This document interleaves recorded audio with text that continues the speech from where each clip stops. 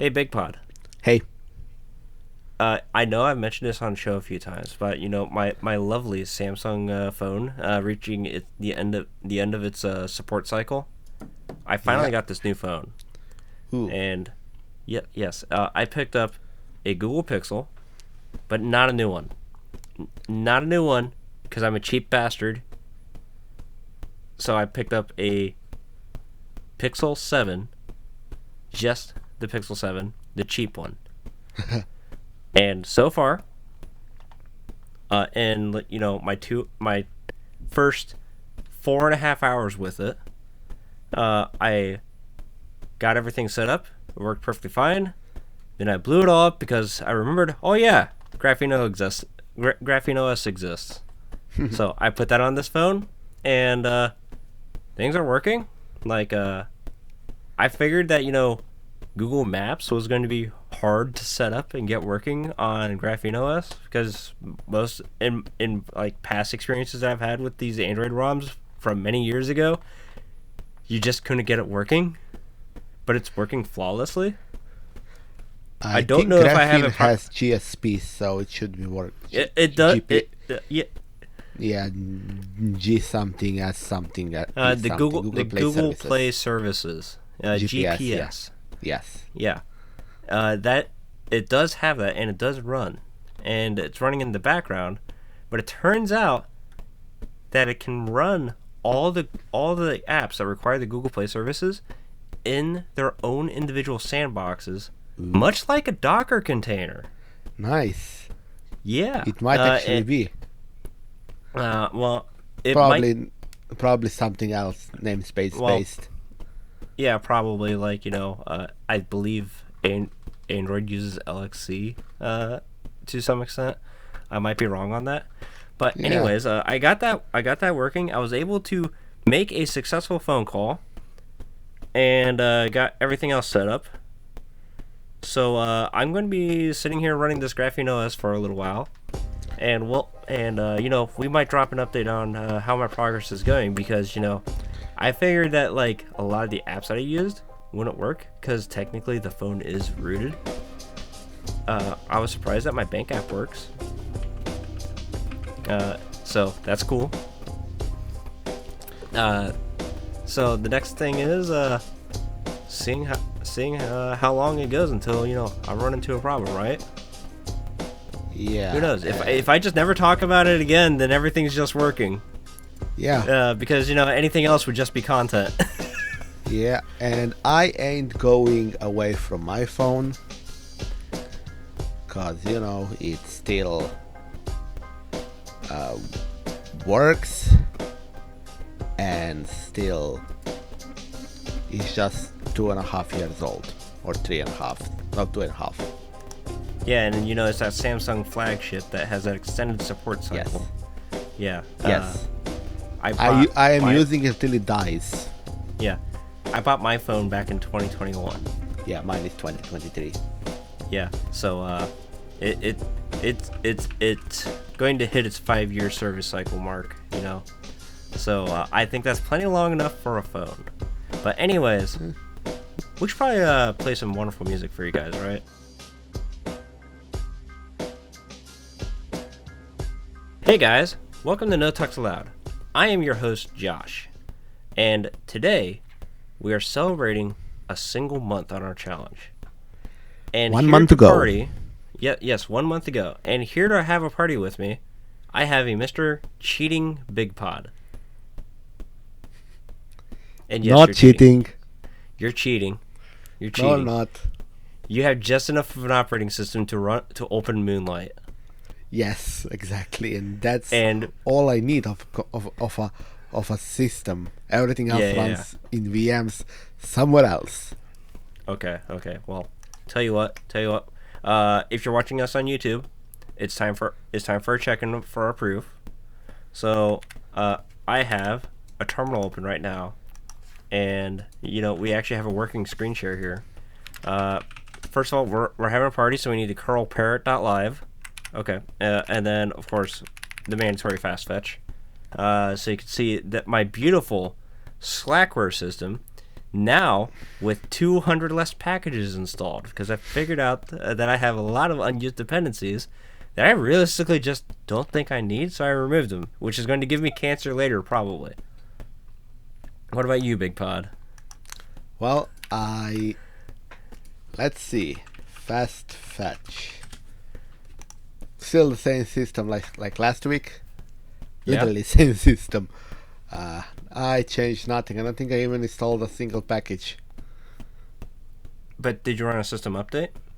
No. Oh, okay. Maybe you should update the system at some point, just to see what happens. Yeah, you know what I'm Just gonna to do see what happens. soon. If What's that? all things come together, I'm gonna go and make a container that is Gentoo desktop, Oh, okay. and then run a container of Gentoo on my system as a desktop, Well, of course. as a bootable system, kind of like What? a Silverblue, just Gentoo. The funny thing is, I think GitHub would still build that in an action. Yes. I don't know. It's entirely possible that you will not run out of CPU time on that free plan. Because I've had it compiling web browsers. Each job in a workflow can be up to 6 hours of execution time. Oh, they got plenty of hardware for that. Yeah. So with a bit of magic, I can get it to work. Especially, if you enable the binary host, which, just makes a lot of things, that are unnecessary to compile a little bit nicer. Yeah. So, anyways, let's get into a couple of our topics. To start off, we have not quite breaking news, but things that we totally saw coming. Right, Bigpod? Yeah. Yeah. So,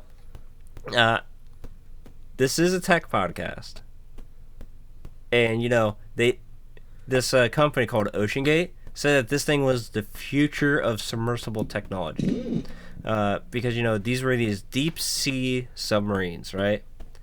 Now, if you know what I'm talking about, you already know what we're about to talk about.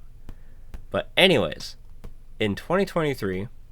They launched their Titan submarine, or Titan submersible submarine, to go check out the deep seas, and it collapsed.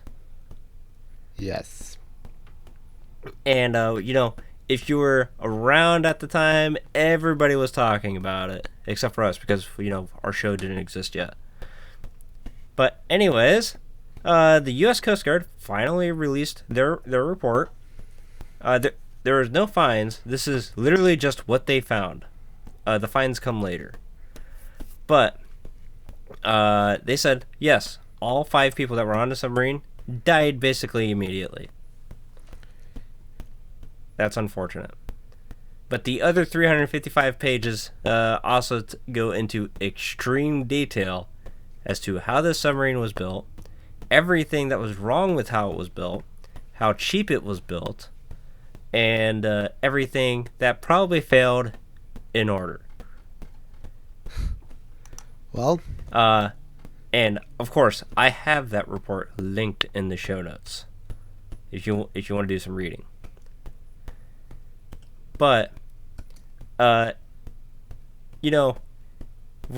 sitting here reading this GeekWire post, and I kind of wonder how anybody was able to build that sub to begin with, because it turns out that OceanGate's workplace was kind of cancerous to even look at, to the point where they had active whistleblowers shouting at what we call here in the U.S. OSHA, otherwise known as the Occupational Safety and Health Administration, basically our workforce safety regulatory government body. There was one whistleblower and several complaints filed to them that they seemingly just hand waved. Interesting. Yeah. So that's interesting.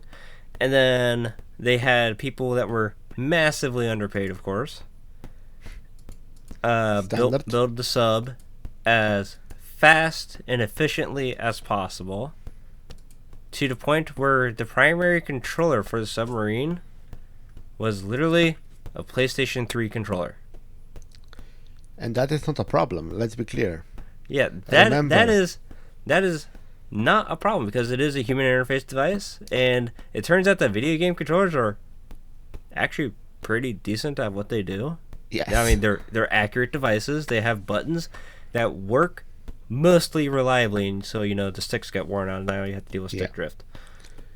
I think I remember reading that like US Air Force uses like Xbox controllers for stuff. That's entirely possible. Like the original Xbox controllers, that really big unit. I believe I remember hearing that before. I don't know if they still do that, but I do know that the U.S. military is using like control systems in many of their vehicles that are more similarly shaped to video game controllers nowadays, simply because they want to make use of that human muscle memory. Yeah, like the point of it is that that users are already familiar with the command structure of a Xbox controller instead of.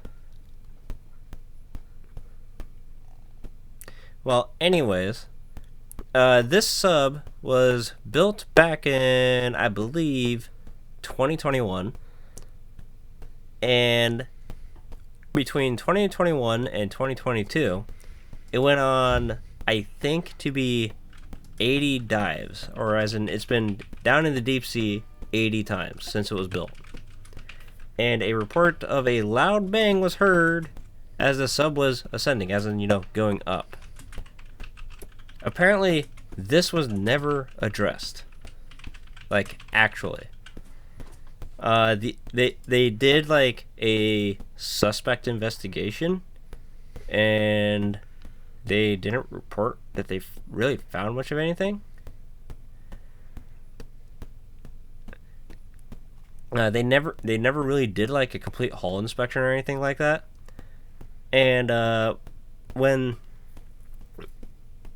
they next took it out back in 2023, when this event happened, on dive 81, it was suspected to be that the hull itself is what collapsed. Well, it turns out that the carbon fiber hull that this ship used delaminated. So I guess I probably need to explain a little bit like how like carbon fiber panels are actually created. Yeah. They're made much more similar to like your jacket, where it's made out of multiple layers of fabric just pressed together within and sometimes they use an adhesive bond, sometimes they use a chemical bond with that's like heat treated. It really I depends on how remember much money reading they use the resin to bond different layers. Like just in sometimes general. that's the most common method, yes, is resin bonding. What they'll do is they'll actually they'll take a plastic resin, melt it down to a liquid form that's very pliable, and they would use that as like a glue between each individual panel. Now, I don't know if that's what they did on this Titan submersible, but the resin delaminated, which means that those layers came apart. Oh. Yeah. Then of course it would go. Yeah, of course it would go. But on a test dive that took, place just a couple days before this event, the sub just randomly tilted at a 45-degree angle. And they never could figure out why it did that.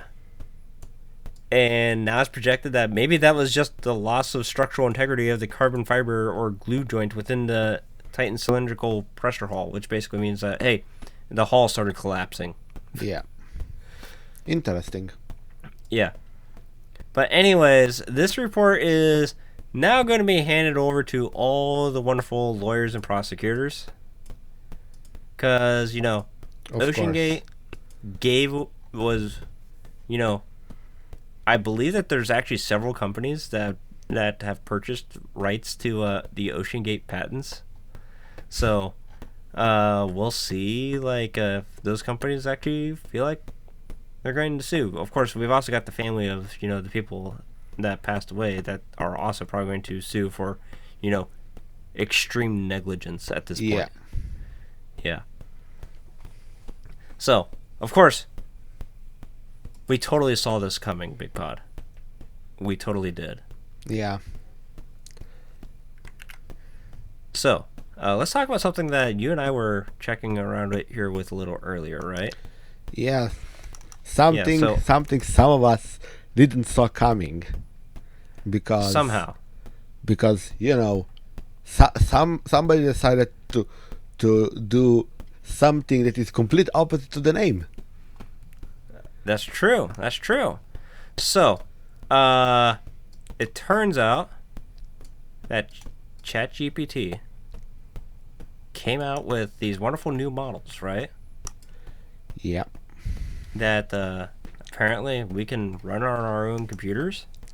Yeah. Finally, OpenAI created their first large language model, open weight models. So specifically, they created GPT-oss 20B and GPT-oss 120B. So these are two state-of-the-art open-weight language models that deliver strong real-world performance at low cost. Essentially speaking, they are 20 billion parameter and 120 billion parameter models, which means the 20 billion one can be run on basically any computer that has at least 16 gigs of RAM and any phone with 16 gigs of RAM or more. In theory, 12 gigs of RAM could be enough Yeah. if there was nothing else on the system. Yeah, so Bigpod, you were able to get the little one working. Yeah. So was I. So we gave it some test prompts, and it came back pretty snappy with its response. Yeah, really fast, like quick response. It is actually a reasoning model, which for those of you who do not know, it first thinks about how to achieve the task you set it, and then goes about talking about the task. Yep. And Now, it's important to know that this is actually a mixture of experts model, which means you could, depending on the software you're using, you could only ever engage maybe few gigabytes of the model at the same time if you loaded just the parts that need it, which could allow even smaller devices than 16 gigabytes to hold the 20 billion model. And they're actually pretty good models based on certain benchmarks I saw. They are on par with other standard GPT models you can get access through ChatGPT or OpenAI's API.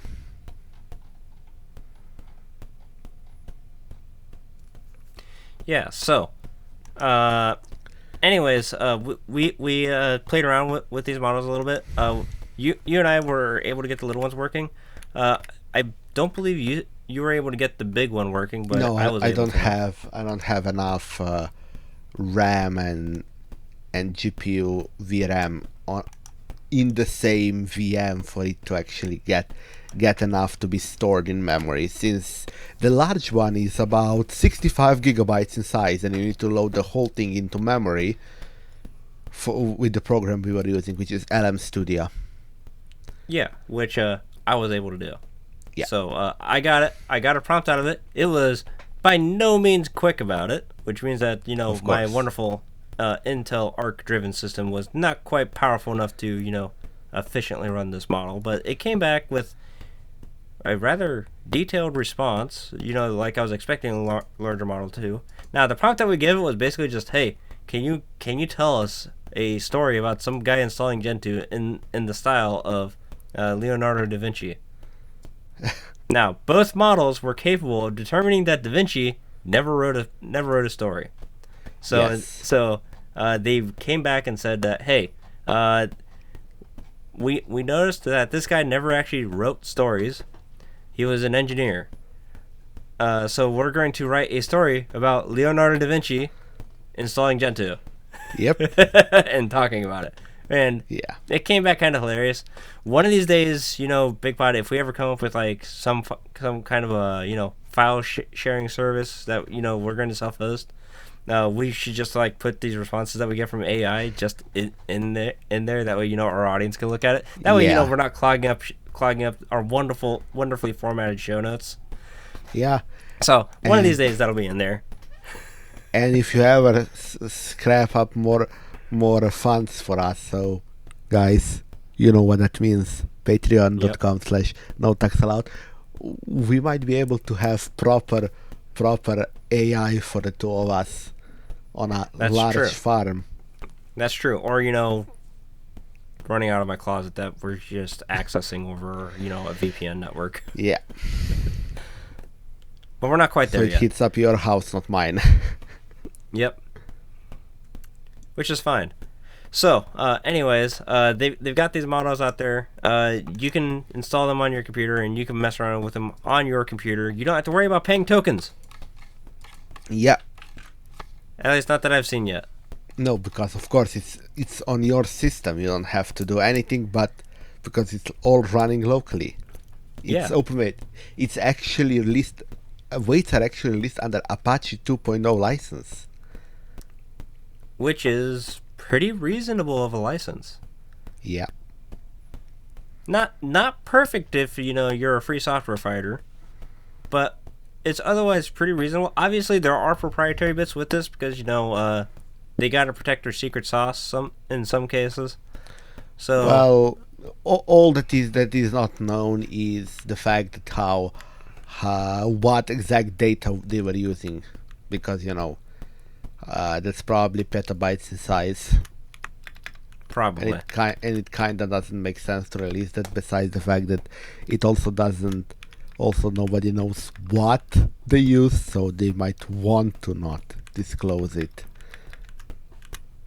That's entirely true. That's also probably because it's realistic. They probably use something that was copyrighted. Like, who doesn't? Like you can even if by accident you will hit something like that sooner or later, especially when you're indexing internet. That is entirely true. So, if you're an audience member, go ahead and give this a try. The easiest way to get it running is obviously LM Studio. Yeah. For us Linux people, they ship it to you in an app image. So, if you know how to launch an app image, go ahead. If not, there's plenty of tutorials on how to do that. So, I believe Olama should work as well, and like Open Web UI, whatever that thing is called. Well, one thing that I do know that it supports is Una, which Bigpod, if you remember Una, that's that AI girlfriend we were messing around with a few months ago. Yeah, LM Studio does support that and many other things. Like anything that is on Hugging Face, you can do with LM Studio. That's true. Okay. Let's talk about the future of Intel. Yeah. Because I am seeing some concerning moves that Intel's making, and it kind of makes me wonder. Because right now, Intel has not had a good last couple of years on the CPU business. It has not been pretty for them. That those 13th and 14th gen CPUs, kind of just being so strung up in performance that they wind up burning themselves out in the motherboard socket. Basically just self-detonating and so on. That was not good for them. Yep. But and so it seems like Intel has basically more or less lost like the computer enthusiast space. And the performance of these AMD chips are getting so efficient that it's kind of that Intel is even starting, that AMD is now enough of a known name that people are just intentionally choosing that AMD over Intel on their pre-built computers, which is something I found interesting. But Intel has reported that it's going to post another layoff of about 15,000 more employees. So this would mark about a 25% workforce reduction in just the state of Oregon. That's not like there are foundry workers or anything out there. These are like the people that actually work in the Intel office and wherever that is. I suspect that it's in Oregon. But Intel is a massive company. And when they're just cutting this many people, because you got to remember, this is not the first time that they've done layoffs this year, and they've been doing layoffs since 2022. So they've reduced their workforce quite a bit at this point. So, and it turns out that these wonderful new fabs using this 14A generation chip is not finding very many customers either. Yeah. Which is becoming even more concerning. Which one again? Say again.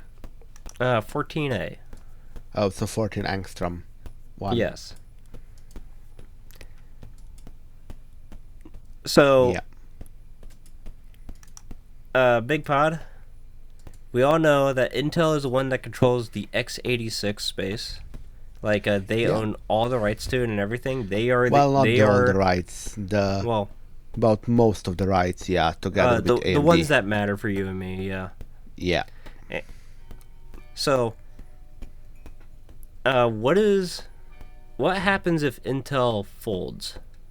Probably nothing relevant to anyone. If Intel fails, well, there probably will things happen that are very relevant to us, like probably prices skyrocketing of AMD CPUs, because they would be the only realistic name in CPU game for probably years. They would probably buy all the patents and stuff that Intel holds over x86 and just not care about it. That's if they're just not given to them, because they're the only other x86 chip maker. Yeah. You guys got to remember, AMD is not your friend. No, AMD is not a friend. Intel's not their friend. Nvidia is not their friend. Microsoft, Google, Facebook, no company is your friend. They are companies after all. Maybe people in them are your friends, but not companies themselves. Yeah, so it sucks to see this namespace get even smaller than it already is. I mean, yes, it is a duopoly right now for just specifically x86, but we also see like all these ARM systems coming around, gaining popularity. That has eaten into Intel's market share. We can't deny that, because at this point, Apple has moved off of Intel. Yeah. They're putting everything on their own ARM-based chips. They've done this for a few years now. They've gotten pretty darn impressive. And we're even starting to see that ARM market share show up on these Windows devices. And there are so many hardware manufacturers that are excited to make these ARM laptops and these ARM desktop systems. Big problem for ARM is that it's not selling, apparently. Like people are saying that the Snapdragon Elite CPUs, based on like sales, are a lot less sold compared to something like a x86 laptop, even a single laptop. That is true. And most of the time, that's because, there's this perceived compatibility issue with ARM systems, which, yes, that does exist. It's a heck of a lot better in the Linux space than it is the Windows space, but it's still a problem. I have some first-hand experience of, using an ARM system as a desktop computer simply because, I have a Pinebook. And it turns out that, yes, things do in fact work on the Pinebook. Obviously, I am limited by the speed of the hardware. But, the fact that, I can probably do like 80% of my computing from just a Pinebook is pretty impressive. Pretty impressive. Now, there are applications that are just simply too heavy to run, but they will still launch on the Pinebook. And as far as I can tell, if, I had a CPU that was made in the past 5 years instead of 15 years, I'd probably be able to, potentially even record this show from the Pinebook. Yeah. Because, I can get OBS Studio to launch and record a video at less than 5 frames per second. Or I can even get, like, Discord to launch on the Pinebook, and it is not a pleasant experience. But, I can send messages in Discord. Well, another big problem of the Surface devices is probably the price point. Oh, yes. The price point alone is a little bit higher because you got to remember the way that this ARM space works, right? Even if you're manufacturing an ARM chip, you're still paying a license royalty towards the ARM corporation, which who owns them nowadays? I don't remember. Not NVIDIA. So yeah, I think it's the same owner as it was before. Yeah. So we've got that going on, and then there's also the software development stack. Now, we're not talking about like your graphical applications when I say this. I'm talking about like the kernel level stuff. Yes. ARM. Oh God. ARM does not. ARM is a RISC style CPU architecture, which means that it's as minimal as it can possibly be. And ARM, that's not a problem. That's technically not a problem until you have a different company making ARM CPUs, and they're implementing all these wonderful protocols into the ARM spec that this other company that's making ARM CPUs doesn't have, and then you got this other company doing the same thing, and then this other company that's doing the same thing. If you want to know why you don't see a whole lot of ARM desktops or socketable ARM chips, it's because the big thing that ARM doesn't support is apparently device trees. No, ARM supports device trees. That's the standard because it's just a file of what hardware is in there. The problem is that most CPUs, including the Snapdragon X Plus and X Elite, don't support ACPI, which is basically using auto discovery essentially. Something that's completely standard on x86. That thing that I look for in the post menu when I'm trying to diagnose something, where it'll list like, hey, this is your CPU, this is the memory channels, this is where they are on my motherboard. Yeah. ARM doesn't support that. Basically, HCPI is an open standard that operating systems can use to discover and configure computer hardware to perform power management. Standard, that's the standard thing for automated discovery. Which is like you can plug in whatever graphics card you want in it, have whatever number of USBs. You don't have to specifically for that motherboard put into your operating system a file into your kernel that says it has that many PCI, that many USB ports, and so on.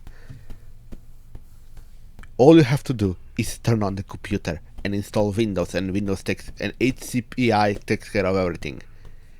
On Snapdragon X Elite, apparently, from what I heard, I don't have one, so I cannot do this by hand and check out. it doesn't actually support HCPI. But on the other hand, based on my information, there are chips that support HCPI in ARM space, specifically the Ampere Ultra CPUs. Yeah, which as a consumer, we're probably not buying those anytime soon. Yeah, those. What's the smallest one? 64 core. 64 cores, and it probably cost you about $3,000.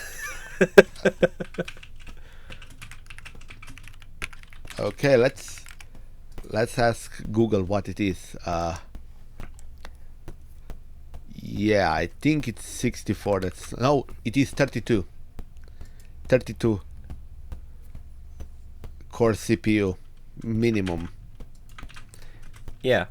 So, and the wonderful thing about those Ampere CPUs is some of them are socketable, Yeah. but only some, not all of them. Remember, Ampere motherboard cost 1,000. Yeah. Either way, you're spending money for that kind of hardware, and it kind of makes me wonder. It's like, okay, so if ARM's got problems, what about RISC-V? Even worse.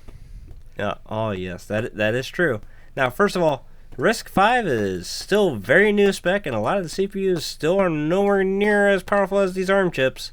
But it's popular. It's popular enough to be making it into the embedded space because there's no royalties with RISC-V. Yeah.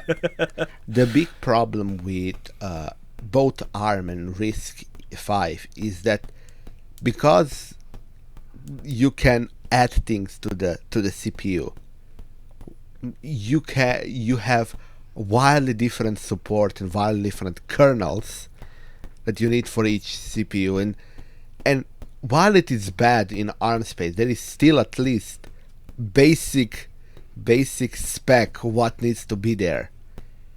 Yeah. Nobody says that's gonna be there in RISC-V space, although there are boards that supposedly say what needs to be there and what not, but you know how it is. We're talking about open spec. Do whatever the hell you want. Just take that with a grain of salt. You guys gotta remember, these style systems are so weird that the Raspberry Pi needs a working GPU to be able to boot.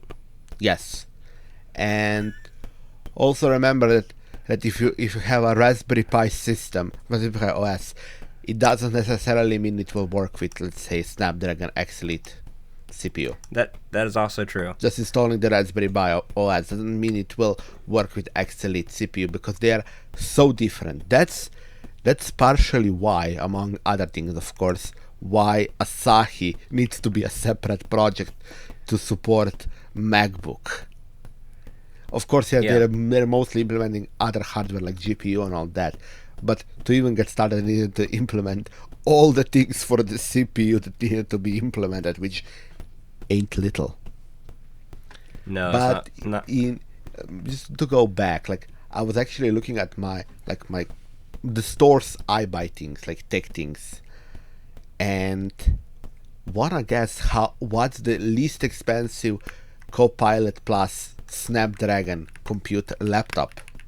Snapdragon X Elite or X Plus in the case of lower end, which is what's the price we're looking at? What do you think the lowest is? Let's see. I know in US I can get an ARM laptop for around the $2,000 range. So I would say around 2,500 to 3,000 euro would be the equivalent price. But of course, we're also in the EU, so prices might just be different because market conditions there. So I'm at a bit of a loss. The cheapest device with Snapdragon X Plus CPU is Microsoft Surface Pro. That's the tablet Surface. Yeah. So not the laptop kind, but the tablet. Of course, did find for exactly the same price a laptop, so Surface laptop with a 13-inch screen. Both of them, the tablet one, which is the one I would buy if I had the money. So again, Patreon, is 12-inch with 16 gigs of RAM, so I could run a could run a 20 billion OpenAI GPT-oss model and 256 gigabytes of SSD for 999.99 euro. It's literally the least expensive Snapdragon X Plus system. It doesn't even have a keyboard. Remember that. Oh, all right. So I just opened up Micro Center, our wonderful computer store that we have here in the U.S., and went to their website and I looked at ARM laptops. I haven't checked like desktop systems because I just assume that they don't exist. So I put up ARM laptops and I sorted by price.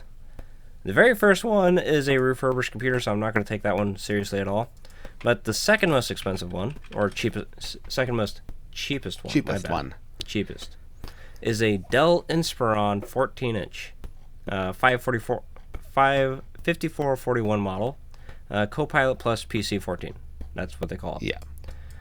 It has a Snapdragon X Plus, which is an 8-core CPU, 16 gigs of memory, Qualcomm Adreno graphics, which are pretty much going to be. That's going to be like our CPU. That's a phone graphic. Remember that's a souped-up phone graphic. So, you got to remember here that I'm looking at Micro Center, and every single laptop has the same CPU. And of course, the solid-state drive is connected over the serial ATA bus, not the PCI Express bus. So we've got that going for us. That's probably why it's $699 and not $899. Oh, it's $699. That's pretty cheap. Yeah, $699. Which nice. Delighted they are selling at a discount price because its normal retail price is $809. Yeah. So I actually think that we're about on par. Yeah, maybe not. But I mean, it's obviously currency evaluations are probably going to be different by the time you guys hear this episode. So we're not going to compare those numbers right now because the price of the U.S. dollar is going wild nowadays. So at least for currency is going wild. So let's not delve into that. But I did check out another site and I can get a Asus VivoBook for $889. It's a standard 16-inch laptop with a 1080p screen. 16 inches at 1080? Yeah. Yeah, but I think if I was actually going for like a ARM system, I'd probably still spend a little bit more and get the Surface Pro. Yeah. I wouldn't mind like a Surface laptop or like even one of those Lenovo IdeaPads. You know, the ones where you can hinge it all completely around, so like I have a tablet mode. I know what you mean. I have one of those. I actually, the more I think about it, the more I like. If I wanted to get another laptop, I'd probably get one of those. That preferably with the touchscreen too. Yeah, of course. To my understanding, touchscreen then. Well, yeah, you got to have a touchscreen then, but they make some of those models without touchscreens, and it's just like, why? That's weird. Yeah, I know. But if I was to get another laptop, I'm perfectly fine with like this 6th generation iPad that I've been using here for pretty solidly for the past 2 years that I bought used. So I've got no real reason to get a new laptop because this one hasn't broken yet. Same. Like why I'm like mostly looking at Surface Pro is because if I'm gonna buy a new computer, I'd wanna buy a tablet, not a laptop.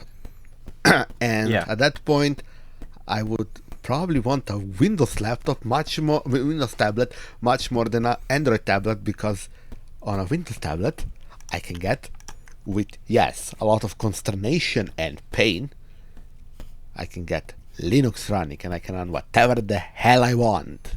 Yep. So, let's talk about a scary topic here. Well, maybe scary. Yeah. Because TSMC Yeah, I don't know why I said TMC. I'm like, wait a second here. Well, I'm not talking about the movie channel. TSMC, otherwise known as, the Taiwan Semiconductor Manufacturing Company. Yeah. They have said that, hey, we discovered potential trade secret leaks, which no surprise to us because how many hardware leaks have we seen in the past couple of years? Yeah. They came out and said that, hey, we found this. We have a zero tolerance policy.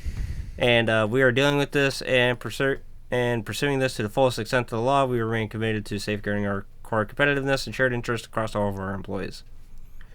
So, if you do not know who TSMC is, I don't know what rock you were living under, but they are the biggest manufacturer of semiconductors in the world. And for their customers, they have these little companies like Apple, Nvidia, AMD, even Intel, and little companies like basically everybody. Chips through them? Yeah, it's like probably basically everybody, unless they're using Intel foundries, Global Foundries, or I think Samsung has foundries. They're using Samsung TSMC. Samsung has their own foundries. Yeah. Yes, but the Samsung foundries only work on like their Tizen chips. You mean they're not Tizen? Or whatever they're calling them now. The stupid chips. Tizen happy I don't have. OS. Yes. Yeah.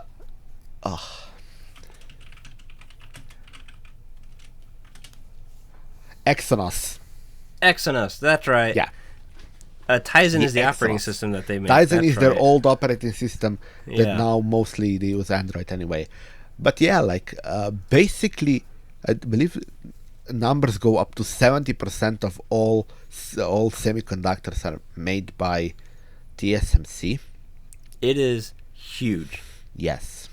And anything that is of most latest lithography, so we're talking 5 nanometer, and when we go into the angstrom territory, so sub 5 nanometer sizes, it's mostly TSMC.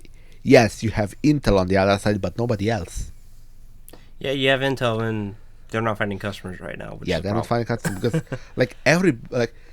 everybody has bought into the TSMC capacity. So and as far as I heard, it is so bad you have to buy capacity years in advance to have your chips made by TSMC.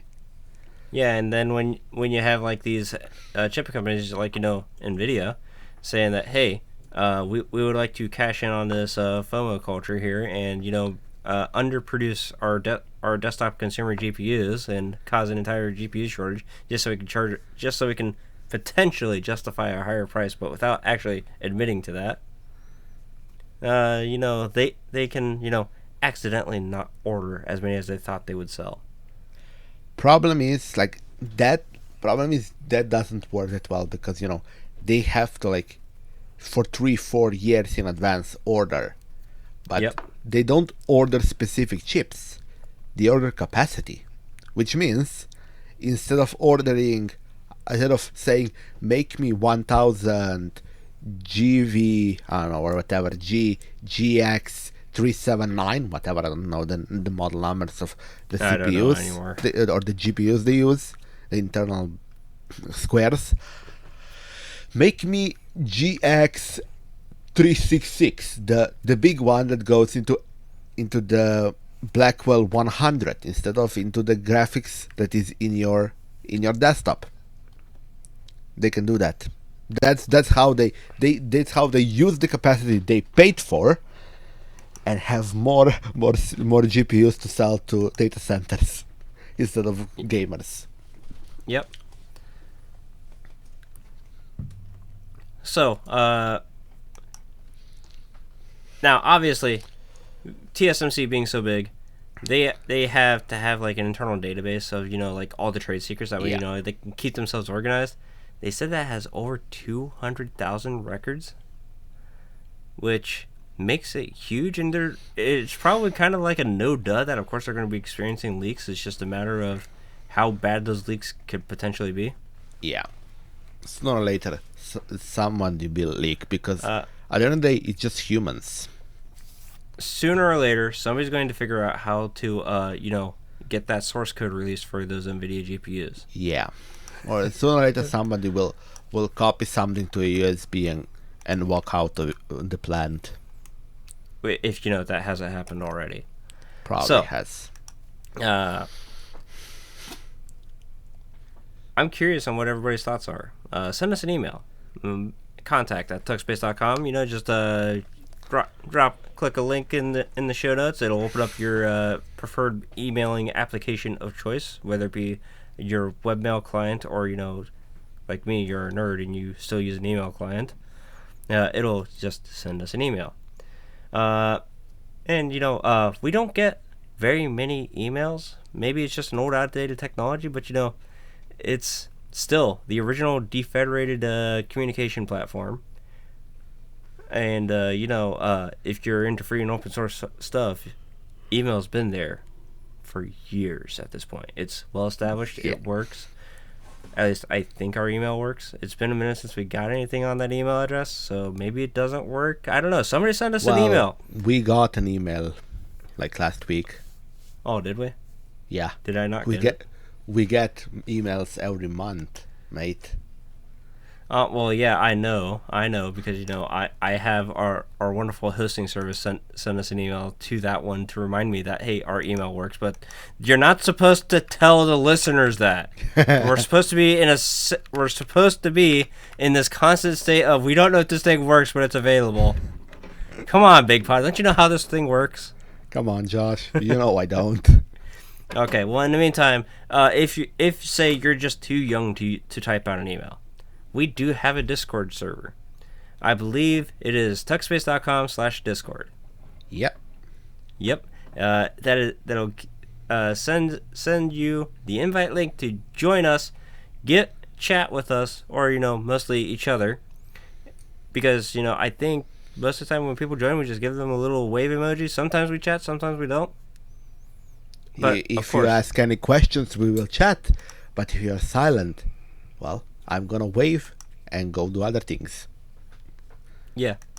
And the main reason why I wave at everybody that joins is because, a lot of bots, if they get interacted to within like the first 5 seconds of them joining, they'll just automatically leave. At least from what I've noticed. It's actually a thing.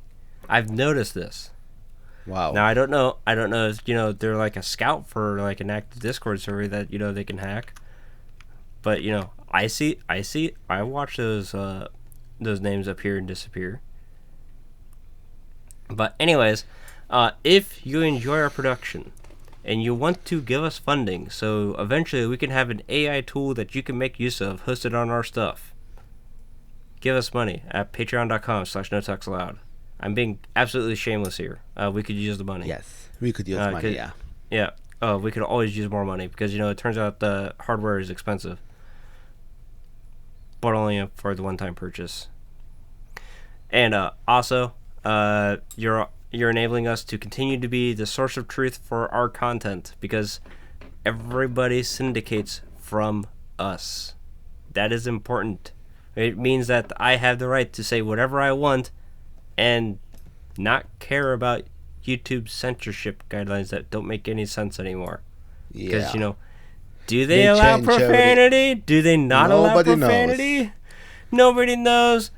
I'm just going to go with the method where I get to say I just don't give a fuck. So, Bigpod, I think I'm going to be taking off for the day. You have yourself a great rest of your day as well. You have a great day as well. Yep, and thank you for listening to No Tux Allowed. We'll see you next week. Goodbye.